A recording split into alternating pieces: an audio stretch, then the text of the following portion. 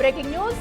SIT విచారణకు అంగీకరించిన మాజీ సీఎం కేసీఆర్ ఏదైతే రేపు విచారణకు రావాలంటూ కూడా సిట్ అయితే నోటీసులు జారీ చేసింది. దీనికి కేసీఆర్ అంగీకరించారు. అయితే నందినగర్ లో విచారణకు అయితే కేసీఆర్ రానున్నారు. పార్టీ సీనియర్లతో మంథనాలు తర్వాత కూడా కేసీఆర్ ఈ నిర్ణయం తీసుకున్నట్టు తెలుస్తుంది.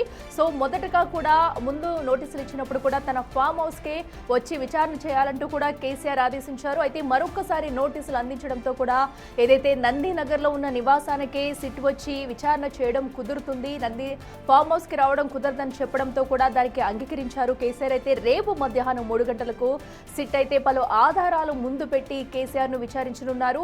ఫోన్ ట్యాపింగ్ విషయంలో ఇప్పుడు కేసీఆర్ సిట్ విచారణలో ఎలాంటి విషయాలు చెప్తారనేది కూడా ఉత్కంఠంగా మారిందని చెప్పాలి. సో ఇప్పుడు రేపు మధ్యాహ్నం 3 గంటలకు నందినగర్ కేసీఆర్ నివాసంలో కూడా సిట్ అయితే విచారణ చేయబోతుంది. పలు పార్టీ నేతలతో కూడా మంతనాలు జరిపిన తర్వాత అయితే కేసీఆర్ ఈ నిర్ణయం తీసుకున్నారు. రేపు మధ్యాహ్నం 3 గంటలకు నందినగర్లోని కేసీఆర్ నివాసంలో సిట్ అయితే విచారించబోతుంది. పలు కీలక డాక్యుమెంట్లు అలాగే సున్నితమైన ఎలక్ట్రిక్ పరికరాల్లో ఈ విచారణలో వినియోగించాల్సి ఉందంటూ, అలాగే ఏదైతే తను అధికారికంగా వివరించిన అడ్రస్ ఏదైతే ఉందో అది నందినగర్లోనే ఉంది, తన ఫామ్ హౌస్ కి వెళ్లడం కుదరదు.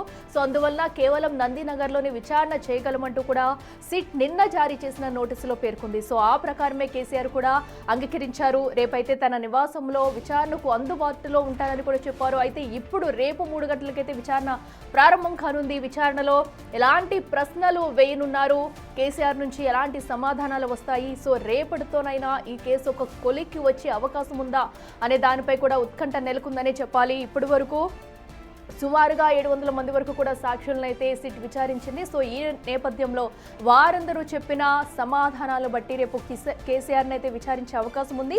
మరి కేసీఆర్ విచారణ అనంతరం ఈ ఫోన్ ట్యాపింగ్ కేసు ఎలాంటి మలుపు తిరగబోతుంది, ఎలాంటి విషయాలు వెలువడబోతున్నాయి అనేది కూడా ఉత్కంఠంగా మారిందనే చెప్పాలి. సో రేపు కేసీఆర్ విచారణలో ఎలాంటి విషయాలు చెప్తారనే ఉత్కంఠ అయితే ఇంకా మొదలైందని చెప్పాలి. సో అయితే మరో పక్కన కేసీఆర్కు నోటీసులు ఇవ్వడంపై బీఆర్ఎస్ శ్రేణులైతే ఆగ్రహం వ్యక్తం చేస్తున్నారు. సో వాంటెడ్ గానే ఇలాంటి రాజకీయాలు చేస్తున్నారంటూ కూడా ప్రభుత్వంపై నిప్పులు చెరుకుతున్నారు. ఏదైతే కేసీఆర్ కు నోటీసులు ఇచ్చినప్పటి నుంచి కూడా ఇప్పటి వరకు కూడా అటు పొలిటికల్ సర్కిల్స్ లో చర్చ జరుగుతూనే ఉంది. సో ఏదైతే ఇప్పుడు న్యాయబద్ధంగానే తను విచారణకు హాజరవుతానంటూ కేసీఆర్ ముందు నుంచి చెప్పుకొచ్చారు. సో అదేవిధంగా ఇప్పుడు నోటీసుల్లో పేర్కొన్న ప్రకారం తను విచారణకు రెడీగా ఉన్నాను, రేపు విచారణకు హాజరవుతాను నందినగర్లో అంటూ కూడా కేసీఆర్ చెప్పుకొచ్చారు. ఇంకా తదుపరి స్టెప్ సిట్ రేపు వెళ్లి విచారించడమే. మరి విచారణలో ఎలాంటి ప్రశ్నలు సంధించబోతుంది, కేసీఆర్ నుంచి ఎలాంటి సమాధానాలు రాబోతున్నాయి, మరి ఫైనల్ ఛార్జ్ షీటు ఇప్పుడైనా దాఖలు చేసేందుకు వెసులుబాటు ఉంటుందా, ఇంకా ఎవరినైనా విచారణ చేయాల్సిన అవసరం వస్తుందా అనేది కూడా రేపు తేలనుంది. ఇక మరింత సమాచారం మా ప్రతినిధి దుర్గారెడ్డి అందిస్తారు. దుర్గారెడ్డి చెప్పండి, ఏదైతే సిట్ నోటీసులో పేర్కొన్న విధంగా కూడా ఇప్పటికే కేసీఆర్ అయితే అంగీకరించారు, రేపు తన నివాసంలోనే విచారణకు అందుబాటులో ఉంటానన్నట్టుగా కూడా తెలుస్తుంది. అప్డేట్స్ ఏంటి?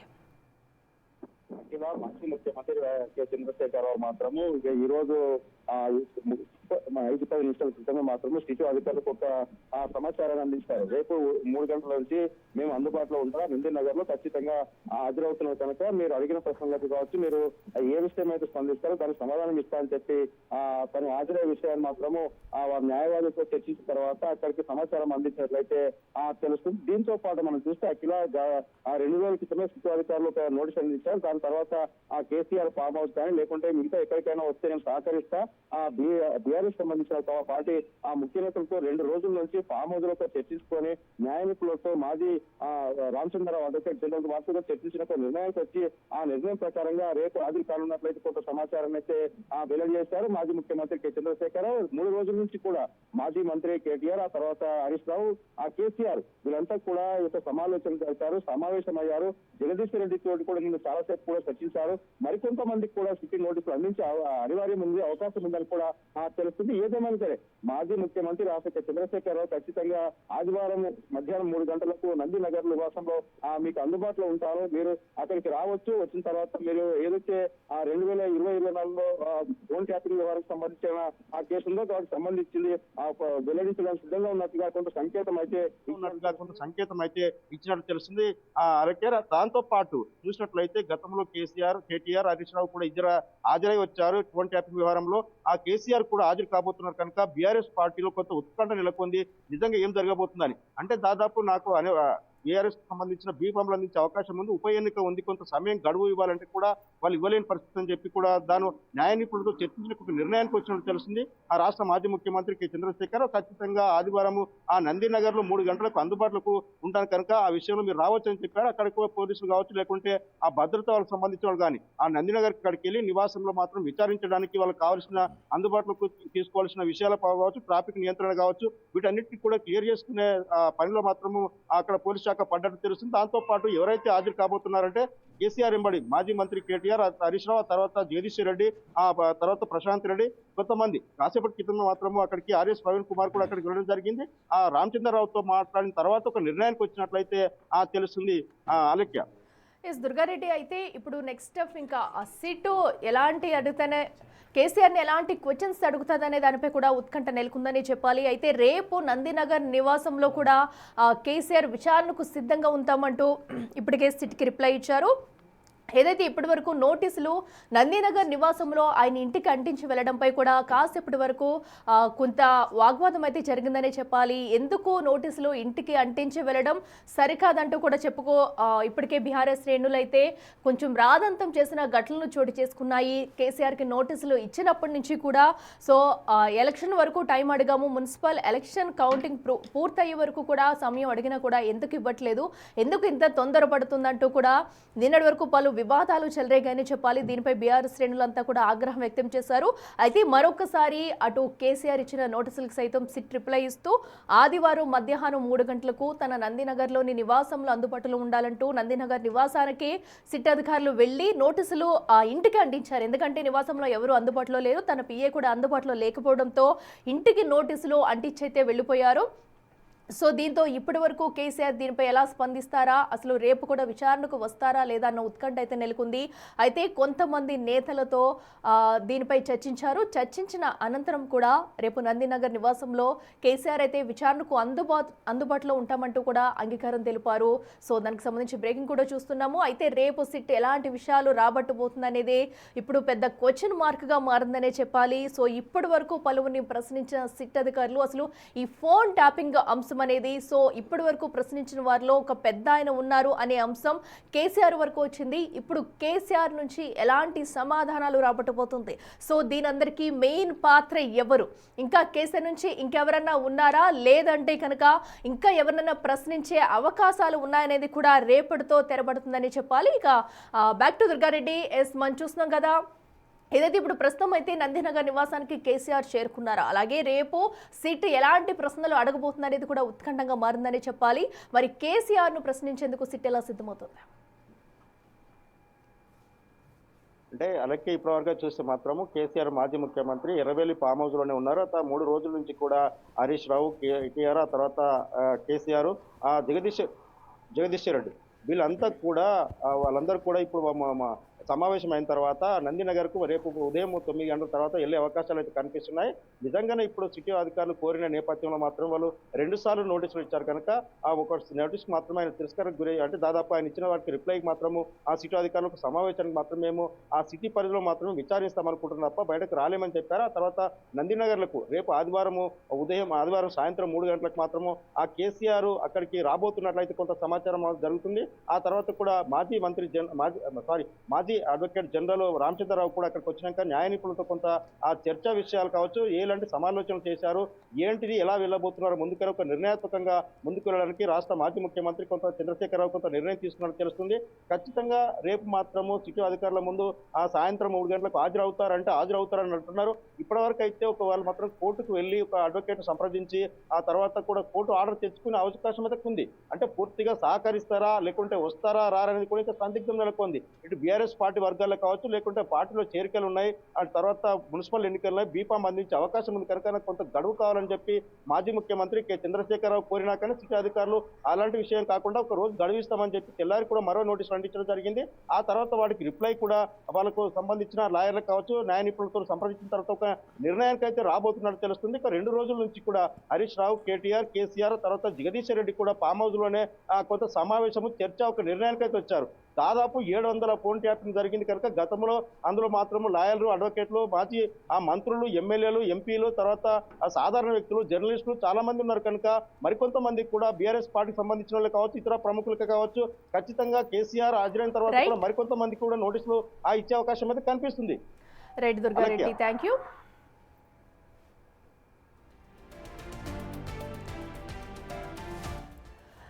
ఇక కేసీఆర్ రేపు విచారణకైతే అంగీకరించడంపై కూడా అటు బీఆర్ఎస్ నేతలు స్పందించారు. వారు ఏమంటున్నారు చూద్దాం. చెప్పేటువంటి మాట కేసీఆర్ ఏ తెలంగాణ మూలాలు ఉన్నటువంటి ఈ ప్రపంచంలో ఎక్కడ బతుకుతున్నటువంటి మనిషిని అడిగినా తెలంగాణ సాధించినటువంటి సాధకుడు ఎవరు అని అంటే కేసీఆర్ అనేది ఆస్ట్రేలియాలో ఉన్న తెలుగు ఆయన చెప్తాడు, ఫిజీలో ఉన్న తెలుగు ఆయన చెప్తాడు. నిన్నగాక మొన్న అంతరిక్షంలోకి పోయి తెలంగాణ మూలాలు ఉన్నటువంటి రాజాచారిని అడిగినా కూడా చెప్తారు. ఇది చరిత్ర. ఒక జాతి కోసం తన జీవితాన్ని అంకితం చేసి తన ప్రాణాన్ని త్యాగం చేయడానికి సిద్ధపడ్డటువంటి మహానుభావుని పట్ల, నాయకుడి పట్ల, అదేవిధంగా పరిపాలన అంటే విజ్ఞత, పరిపాలన అంటే దార్శనికత, పరిపాలన అంటే ఇచ్చినటువంటి హామీలు నిలబెట్టడం, పరిపాలన అంటే ప్రజలు ఆశించిన దానికంటే గొప్ప అవకాశాలు వాళ్ళు కల్పించడం అనేటువంటి దాన్ని ప్రూవ్ చేసినటువంటి నాయకుడు కేసీఆర్. ఆయనను ఆదర్శంగా తీసుకోవాలి, ఆ మెలకువలను నేర్చుకోవాలి. తెలంగాణ దేశానికి ప్రామాణికంగా తయారైంది, ఆ పరంపరను కొనసాగించాలనేటువంటి ఆలోచన ఉండాలి తప్ప ఏదో మసిబూసి మారేడుగాయ చేసి ఎదుటి వాళ్ళ మన చిన్నప్పుడు ఎవరైనా ఒక గీత గీసి దీన్ని చిన్నగా చేయమంటే దాని మీద పెద్ద గీత గీసేది. వీళ్ళ మూర్ఖత్వాలు గట్లున్నాయి. పని విధానంతో మెప్పించాలి. పాలకుడుగా ఇప్పుడు తెలంగాణ సమాజం ఎప్పుడు హర్షిస్తుంది? కేసీఆర్ గారు అనేక హామీలు ఇచ్చిండు, అనేక స్కీములు అమలు చేసిండు. హామీలు ఇవ్వనటువంటి స్కీములను కూడా అమలు చేసినటువంటి చరిత్ర ఆయనది. మీరు ఇచ్చినటువంటి హామీలను అమలు చేయండి, ఇంకా ఇయ్యనటువంటి హామీలను కూడా అమలు చేస్తే కేసీఆర్ గారి కంటే గొప్ప పాలకుడు అనేటువంటి గౌరవం ప్రజల దృష్టిలో మీకు కలుగుతుంది. అది వాస్తవం అవుతుంది కూడా. కానీ కేసీఆర్ గారి ఆనవాళ్ళను చెరిపేయడం, ఇచ్చినటువంటి హామీలను అమలు చేయకపోవడం, హామీలు అమలు చేయండి అని నిలదీస్తే దుర్భాషలాడడం. రేవంత్ రెడ్డి గారు, ఇది ప్రజాస్వామ్యం, ఖచ్చితంగా చరిత్రలో నియంతలకు లేదా మాకు ఎదురులేదు అని విర్రవీగినటువంటి వాళ్ళు కూడా కాలగర్భంలో కలిసినటువంటి చరిత్ర ప్రజాస్వామ్యంలో ప్రజల తీర్పు ద్వారా అనేకం చూసినాం. రేపు ఏదైతే అటు సిట్ నోటీసులు జారీ చేసిన విధంగా కూడా దానికైతే మాజీ సీఎం కేసీఆర్ అయితే అంగీకారం తెలిపారు. రేపు నందినగర్ నివాసంలోని తను విచారణకు అందుబాటులో ఉంటానంటూ కూడా ప్రకటించారు. ఇదే అంశానికి సంబంధించి మరింత సమాచారం మా associate input editor Ganesh live లో అందిస్తారు. గణేష్, చెప్పండి. ఏదైతే కేసీఆర్ అయితే ప్రస్తుతం అయితే రేపు అందుబాటులో ఉంటానంటూ కూడా చెప్పుకొస్తున్నారు, మరి పూర్తి స్థాయిలో రేపు విచారణకు సహకరిస్తారా లేదా అన్నది కూడా ఇంకా సస్పెన్షన్ గానే మారింది. ఎందుకంటే మున్సిపల్ ఎన్నికల నేపథ్యంలో కూడా తను గడువు కోరారు. సో రేపంతా సజావుగా జరుగుతుంది అనుకోవచ్చా? అప్డేట్స్ ఏంటి?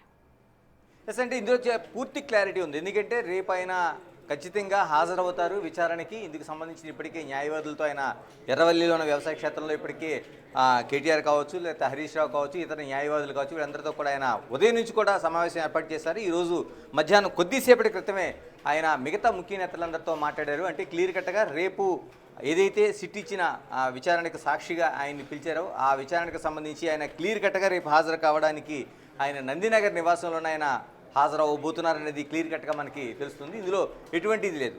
కాకపోతే రేపు ఏదైతే సిట్కి సంబంధించిన ఒక చివరి ఘట్టంగా, ఒక అతి ముఖ్యమైన ఘట్టంగా మనం చూడాల్సిన అవసరం ఉంది. మాజీ ముఖ్యమంత్రిగా దశాబ్ద కాలం పాటు పనిచేసిన కేసీఆర్ ఆయన ముఖ్యమంత్రిగా పనిచేశారు. ఇప్పుడు మాజీ ముఖ్యమంత్రిగా ఆయన ఈ సిట్టు విచారణకు సంబంధించి ఎదుర్కోబోతున్నారు. ఇప్పటివరకు అనేక దశలో అధికారులు కావచ్చు, లేకపోతే మిగతా వాళ్ళు అనేక వ్యాపారవేత్తలు కావచ్చు, లేకపోతే అధికారులు కావచ్చు, ఇందులోన ఎస్ఐబి అధికారులు కావచ్చు, ఇలాగా అనేక అంశాలుగా దీని విచారణ జరిగింది. కేవలం సాక్షులుగానే దాదాపుగా 618 మందిని ఇప్పటివరకు సిట్ విచారించింది. ఎందుకంటే స్పెషల్ సిట్ ఇన్వెస్టిగేషన్ అనేది దాదాపు 2 నెలలుగా కొనసాగుతున్న అనేక దశలో ఎవరెవరిని సాక్షిగా పిలవాలి, ఎవరెవరిని ముద్దాయిలుగా చేర్చాలి అనేది చాలా వరకు క్లియర్ కట్గా వాళ్ళు ఉన్నారు. ఇప్పటికే దీనికి సంబంధించింది ఒక 6గురిని మాత్రం ఇప్పటికే ఒక ముద్దాయిలుగా చేర్చారు. అందులో ఎస్ఐబి చీఫ్గా ఉన్న ప్రభాకర్ రావుని ఇప్పటికే ఆయన అమెరికా నుంచి వచ్చిన తర్వాత విచారణ చేస్తున్నారు. అలాగే ప్రణీత్ రావు కావచ్చు, రాధాకృష్ణరావు కావచ్చు, లేకపోతే భుజంగరావు కావచ్చు, తిరుపతిని కావచ్చు, వీళ్ళందరినీ కూడా ఎస్ఐబిలో అంతకుముందు పనిచేశారు. కాబట్టి ఈ కేసులోన అంటే ఏదైతే ఫోన్ ట్యాపింగ్ కేసు ఉందో ఫోన్ ట్యాపింగ్ కేసుకు సంబంధించి కీలకమైన వ్యక్తులుగా ఇప్పటికే వీళ్ళని అరెస్ట్ చేశారు. ఇందులో మరో ఇద్దరుగా ఉన్న ఏదైతే ఎస్ఐబి చీఫ్గా ఉన్న ప్రభాకర్ రావుని అమెరికా నుంచి తీసుకొచ్చిన తర్వాత ఆయన్ని పలు దఫాలుగా విచారణ చేశారు. అలాగే మీడియా ప్రతినిధిగా ఉండి దీన్ని క్లోజ్ అబ్జర్వేషన్లతో పాటు దానికి సంబంధించిన పరికరాలు కావచ్చు, వాటిని ఏర్పాటు కావచ్చు, కొనుగోలు కావచ్చు, ఇలాగ అనేక అంశాల్లో ఈమెడున్న శ్రవణ్ రావును కూడా ఇప్పటికే విచారించారు. వీళ్ళిద్దరు తప్ప మిగతా వీళ్ళిద్దరిపైన కేసులు నమోదైనవి. కానీ ఇప్పటికీ పోలీసులు అరెస్ట్ చేసిన వాళ్ళు మాత్రం ప్రణీత్ రావు, రాధాకృష్ణరావు, భుజంగరావు, తిరుపతిరావు వీళ్ళు మాత్రమే వీళ్ళంతా ఉన్నారు. ఇప్పుడు ఇంకా ప్రభాకర్ రావుని అనేక విధాలుగా విచారించారు. మరి ఇప్పుడు రేపు జరగబోయే విచారణలో అత్యంత కీలకంగా అంటే దశాబ్ద కాలం పాటు ముఖ్యమంత్రిగా పనిచేసిన కేసీఆర్ హయాంలోనే ఈ సిట్టు వేసిన విచారణకు సంబంధించిన కీలకమైన సాక్ష్యాలు రావాల్సిన అవసరం ఉంది. కాబట్టి దశాబ్ద కాలంలోన ఆయన ఫోన్ ట్యాపింగ్ సంబంధించి ఎందుకు వేయాల్సిన అవసరం వచ్చింది, ఎందుకు వేశారు, దీన్ని నిజంగానే ప్రభుత్వ పరంగా తీసుకుంటే ప్రైవేట్ వ్యక్తులు దీన్ని ముడిపట్టి వాళ్ళందరూ ఫోన్ ట్యాపింగ్ చేయడం ఏంటనే అనేక అంశాలు ఇప్పుడు తెరపైకి వస్తున్నాయి. కాబట్టి కేసీఆర్ని ఏం విచారించబోతున్నారు అనేది పెద్ద ఆసక్తికరమైన అంశంగా మనకి ఫోన్ ట్యాపింగ్ కేసులో కనిపిస్తుంది. ఎందుకంటే దీనికి సంబంధించి కేసీఆర్ని విచారించడానికి కూడా కీలకమైన సాక్ష్యంగా కనిపిస్తుంది. ఎందుకంటే మొయినాబాద్లోన ఏదైతే ఆ ఎమ్మెల్యేల కొనుగోలు సంబంధించిన కేసు ఏదైతే ఉందో అందులోన సంబంధించిన ఆ రోజున పోలీసులు రెడ్ హ్యాండెడ్ వాళ్ళు పట్టుకునే ప్రయత్నం చేస్తున్నట్లుగా సీసీ ఫుటేజ్ తీసుకురావడం, వాళ్ళ ఆడియో టేపుల్ని బయటికి తీసుకురావడం, ఇలాగ అనేక అంశాలు మొయినాబాద్ సంబంధించిన ఆ రోజు జరిగిన ఘటనకు సంబంధిస్తే దాన్ని కేసీఆర్ స్వయంగా ఆ రోజున దానికి సంబంధించిన ఆడియో టేపులు కావచ్చు, మిగతా కావచ్చు ఆయన ప్రస్తావించిన విషయం మీడియా ముఖంగా ఉంది. కాబట్టి ఫోన్ ట్యాపింగ్కి ఆయనకి అంటే అధికారిగా అంటే ఒక సీఎంగా ఆ రోజున పనిచేస్తున్న కాలంలో ఈ ఫోన్ ట్యాపింగ్కి సంబంధించి ఎలాంటి సంబంధాలు ఉన్నాయనేది ఒక విషయం అయితే, ఆ రోజున మీడియా సమావేశంలో మొయినాబాద్లో ఉండే ఏదైతే పోలీసులు చేసిన ట్రాప్ ఉందో ఆ రోజున ఎమ్మెల్యేల కొనుగోలు సంబంధించి ఆ విషయాన్ని ప్రస్తావించారు. కాబట్టి ఫోన్ ట్యాపింగ్కి ప్రత్యక్ష సంబంధం ఎలా ఉందనే దానిపైన ఈ 2 అంశాల్లో కూడా కేసీఆర్ని రేపు విచారించే అవకాశం ఉంది. రేపు మధ్యాహ్నం 3 గంటలకి ఆయన నివాసంలో ఉన్న ఖచ్చితంగా నందినగర్లోన ఆయన వస్తారు. నందినగర్కి ఆయన నివాసంలో ఈ విచారణ జరగబోతుంది. విచారణకు సంబంధించి ఎలాంటి ప్రశ్నలు అడగబోతున్నారు, ఇంతకుముందు జరిగిన విచారణ కంటే దీన్ని భిన్నంగా ఉండబోతుంది, ఎన్ని గంటల విచారించబోతున్నారు, ఎందుకంటే సీనియర్ సిటిజన్గా ఉన్నారు కాబట్టి ఆయనకి కోర్టు ఇచ్చిన ప్రివిలేజ్ ప్రకారం మామూలుగా ఇప్పటివరకు చాలామంది ఇందులో సాక్షులు కావచ్చు, లేకపోతే ముద్దాయిలుగా ఉన్న వాళ్ళందరూ కావచ్చు, వీళ్ళందరూ కూడా జూబ్లీ హిల్స్ పోలీస్ స్టేషన్కి పిలిపించి సిట్ విచారణ చేసింది. దానికి దాదాపుగా 6:30, 7:30 ఒక్కొక్కరికైతే 8 గంటల పాటుగా విచారణ చేసిన దాఖలాలు అయితే ఉన్నాయి. కానీ ఇప్పుడు కేసీఆర్ని ఎన్ని గంటల విచారణ చేయబోతున్నారు, సీనియర్ సిటిజన్ ఉన్నారు కాబట్టి ఆయనకి ఉండే కోర్టు న్యాయస్థానాలు ఇచ్చిన ప్రివిలేజ్ని బట్టి ఆయన నందినగర్లోనే ఆయన విచారణ చేయబోతున్నారు, ఆయన నివాసంలోనే. అయితే దీనికి సంబంధించి కూడా దాదాపు ఒక 48 గంటలుగా ఒక చాలా చర్చ జరుగుతూ ఉంది. ఎందుకంటే ఎర్రవెల్లి నివాసానికి రావాలనేది ముందు ఇచ్చిన మొదటి నోటీసులో ఆయనకి ఎక్కడైతే నోటీస్ ఇచ్చారో ఆయన్ని నందినగర్ రావాల్సినగా వాళ్ళు విజ్ఞప్తి చేశారు సిట్ అధికారులు. ఎందుకంటే 168 సిఆర్పిసి కింద నోటీసులు ఇచ్చిన తర్వాత దానికి 160 సిఆర్పిసి సంబంధించిన నోటీసులు ఇచ్చిన తర్వాత దీనికి సంబంధించి ఆయన విచారణ ఎక్కడ కొనసాగుతుంది అనే దానిపైన ఇతిమిద్దంగా ఉంది. అయితే ఆయన నందినగర్కి రావాలనే దాన్ని ముందుగా ఆ నోటీసులో ఆయన తిరస్కరించారు. దాన్ని తన ఎర్రవెల్లి ఫామ్ హౌస్కి వచ్చి చేయాల్సిందిగా ఆయన చేసిన విజ్ఞప్తి కావచ్చు, లేకపోతే ఆ రోజు వాయిదా వేయాలని విజ్ఞప్తి కూడా రెండింటిలో కూడా పోలీసులు విచారించిన తర్వాత ఆ విచారణకి వాయిదా విచారణ ఒప్పుకున్నారు. కానీ ఎర్రవెల్లికి రావడానికి పోలీసులు అంగీకరించలేదు. ఎందుకంటే ఆయన ఎన్నికల అఫిడవిట్లో ఖచ్చితంగా నందినగర్ నివాసాన్ని కోట్ చేశారు కాబట్టి ఖచ్చితంగా అక్కడికి వచ్చి విచారణ చేయాల్సిన అవసరం ఉంది, అక్కడికి రావాలనేది పోలీసులు సిట్లో ఆ నోటీసులు అయితే పేర్కొన్నారు. ఇప్పుడు ప్రధానంగా ఆయన రావడానికి సంబంధించి, ఎందుకంటే ఆ బీఆర్ఎస్ పార్టీకి సంబంధించి అత్యంత కీలకమైన అగ్రనేతగా ఉన్నారు తెలంగాణలోనే కాబట్టి ఆ పార్టీ ఏ విధంగా ఇప్పటికే ఒక 24 గంటలుగా దీనిపైన ఒక కసరత్తు కావచ్చు, లేకపోతే పార్టీలో ఉండే చర్చలు కావచ్చు విపరీతంగా జరుగుతున్నాయి. బీఆర్ఎస్ శ్రేణులు ఎవరికాళ్ళు తమ వాయిస్ వినిపిస్తున్నారు. ఎందుకంటే తెలంగాణకు సంబంధించిన కీలకమైన వ్యక్తిగా ఆయన ఎలాగా విచారణకు పిలుస్తారనే ఒక వాదన అయితే వచ్చిన తర్వాత ఆయన ఎదుర్కొంటారు ఖచ్చితంగా విచారణ అనేది కూడా ఒక వాదన అయితే వినిపిస్తున్నారు. అనేక దశల్లో అంటే హరీష్ రావు, కేటీఆర్ కూడా ఇప్పటికే ఆయన కూడా ఉన్నారు. ఆ విచారణకు సంబంధించిన అనేక అంశాలు మాట్లాడడం కోసం న్యాయవాదులతో కూడా కేసీఆర్ చర్చలు జరుపుతున్నారు. కాబట్టి రేపు ఖచ్చితంగా 3 గంటలకైనా ఆ విచారణకి తన నివాసానికి వస్తారు. అక్కడే సిట్ అధికారులు వచ్చి విచారణ చేసే అవకాశం ఉంది. అయితే ఇందులో సిట్ అధికారుల వరకు ఇప్పటివరకు ఎవరెవరిని విచారించినప్పుడు కూడా కీలకంగా ఉండే సజ్జనార్ మాత్రం సిట్టు కీలకమైన చీఫ్గా ఉన్న సజ్జనార్ మాత్రం రాలేదు. రేపు ఆయన వస్తారా, లేకపోతే మిగతా వాళ్ళు సిట్టు అధికారులుగా ఉన్న మిగతా వాళ్ళతోనే విచారణ జరుగుతుందని కూడా ఇంకా తేలాల్సిన అంశం. కానీ కేసీఆర్ లాంటి వ్యక్తిని విచారించినప్పుడు సజ్జనార్ వస్తారనేది మాత్రం బయటికి వార్తలు అయితే వస్తున్నాయి. ఆయన్ని ఎన్ని గంటల్లో విచారిస్తారనేది కూడా ఇంకా ఒక స్పష్టంగా రాలేదు. ఎందుకంటే విచారణ జరుగుతున్నప్పుడు ఆయన సీనియర్ సిటిజన్గా ఆయన కూడా ఇంటిలోనే కాబట్టి దాదాపుగా 6:30-7 గంటల పాటు విచారించే అవకాశం ఉందా, లేకపోతే ముందుగానే ఆయన్ని అక్కడితో కొన్ని గంటల్లోనే విచారణ ముగుస్తుందనేది తేలాల్సిన అంశం ఉంది. మరోవైపు ఆ రోజుతోనే ఇప్పటివరకు జరిగింది చాలా వరకు ఒక్కొక్కసారి పిలిచిన తర్వాత రెండోసారి కూడా సాక్షులుగా పిలిచిన వారితో చాలా వరకు సిట్టు విచారణ చేసిన దాఖలాలు ఉన్నాయి. కాబట్టి కేసీఆర్ని ఈ ఒక్కరోజుతో రేపు ఒక్కరోజుతో ఉంటారా, మళ్ళీ నోటీసులు ఇచ్చి మరోసారి రావాల్సిన అవసరం ఉందని పిలుస్తారని ఉంది. కానీ ప్రధానంగా ఆయన పైన అంటే ఈ సిట్టు విచారణకి అత్యంత కీలకంగా ఉండే వ్యక్తిగా ఆయన చూడాల్సిన అవసరం ఉంది. ఎందుకంటే ఆయన ముఖ్యమంత్రిగా ఉన్న సమయంలోనే ఫోన్ ట్యాపింగ్ అనేది జరిగింది. కాబట్టి అనేక మంది ఫోన్ ట్యాపింగ్ జరిగిందనే విషయాన్ని అటు బీజేపీ నేతలు కావచ్చు, లేకపోతే కూతురుగా ఉన్న కవిత కావచ్చు, ఆయన కేసీఆర్ కూతురు కూడా నాది తన భర్తది కూడా ఫోన్ ట్యాపింగ్ జరిగిందని చెప్పారు. అనేక మంది వ్యాపారవేత్తలు బయటకు వచ్చారు, సినీ ప్రముఖులు బయటకు వచ్చారు తమ ఫోన్ ట్యాపింగ్ జరిగిందని. కొందరు చాలా వరకు పోలీసులు మీ ఫోన్ ట్యాపింగ్ జరిగింది రమ్మంటే బండి సంజయ్ లాంటి కేంద్ర మంత్రి కూడా సైతం వెళ్ళి ఆయన నిజంగానే నా ఫోన్ ట్యాపింగ్ జరిగింది అనేది పోలీసులు చెప్పిన తర్వాత తాను చూడగలిగాను. ఏదైతే ఫోన్ ట్యాపింగ్ అనేది 100% జరిగిందని కేంద్ర మంత్రిగా ఉన్న బండి సంజయ్ స్పష్టం చేశారు. కాబట్టి ఇలాంటి అనేక అంశాల్లో ఫోన్ ట్యాపింగ్ జరిగిందా లేదనేది ఇంకా అక్కడ దాంట్లో ఎటువంటి డౌట్ లేదు. ఖచ్చితంగా ఫోన్ ట్యాపింగ్ జరిగింది అనేది ఇన్ని ఆధారాలతో ఉంది. కాబట్టి నిజంగా ఫోన్ ట్యాపింగ్ జరగాల్సి వస్తే ఇప్పుడు వరకు జరుగుతున్న చర్చల్లో ఫోన్ ట్యాపింగ్ ఏ సందర్భాలు చేస్తారు, ఎవరిని చేస్తారు అంటే ఇప్పుడు చేస్తున్న వాళ్ళందరూ ఉగ్రవాదులుగానే ఆ కండిషన్ ఏదైతే ఉందో ట్రాయ్ నిబంధనల ప్రకారం ఉగ్రవాదుల్ని చేస్తారా, లేకపోతే అనుమానితులను చేస్తారా, లేకపోతే ప్రైవేటు వ్యక్తులను చేస్తారా అనేది కూడా అనేక కీలక అంశాలు ఉన్నాయి.